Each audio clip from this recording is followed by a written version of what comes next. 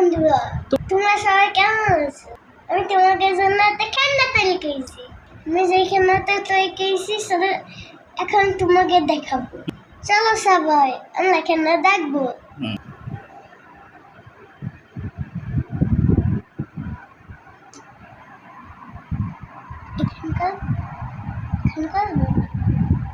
এখন করবো।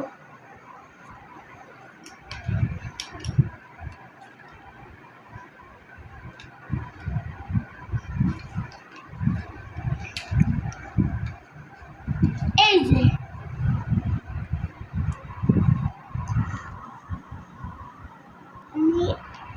আমি আপনাকে একটা জাহাজ বানিয়ে দেখালাম।